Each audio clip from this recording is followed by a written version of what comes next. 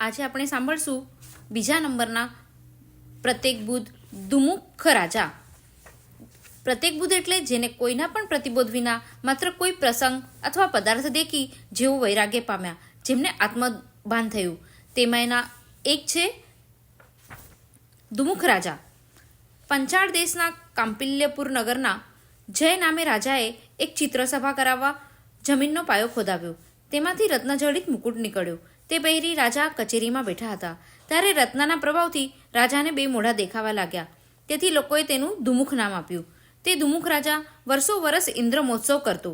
તે મુજબ એક વખત ઇન્દ્રમહોત્સવ કર્યો. તેમાં ઇન્દ્રસ્તંભ અપૂર્વ શોભાથી શણગાર્યો. લોકોએ તેનું પૂજન કર્યું. મહોત્સવ પૂર્ણ થયે ઇન્દ્રસ્તંભ પરથી સર્વ શોભા ઉતારી દીધી. સ્તંભ એકલો રહ્યો. થોડા દિવસ પછી તે સ્તંભ પડી ગયો અને ગામના માણસો તથા બાળકો એ જ સ્તંભ પર બેસી મળમૂત્ર કરવા લાગ્યા.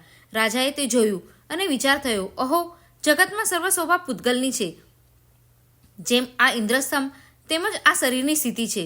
શરીરની શોભા, મહત્તા વગેરે સર્વ પર પૂતગલના લીધે જ છે અને તે શરીર પણ અંતે તો નાશવંત જ ને. એવા વિચારથી રાજાને વૈરાગ્ય ઉત્પન્ન થયો. પુત્રને રાજ્ય આપી પોતે ચારિત્ર લઈ તપસ્યાદી કરી સર્વકર્મ ક્ષય કરી પરિપૂર્ણ દશાને સિદ્ધ દશાને વર્યા. આવી રીતે જ હવે આગળના નિગઈ રાજાની વાર્તા સાંભળવી હોય તો અમારી ચેનલને સબસ્ક્રાઈબ કરો અને સાંભળતા રહો અને લાઈક કરો.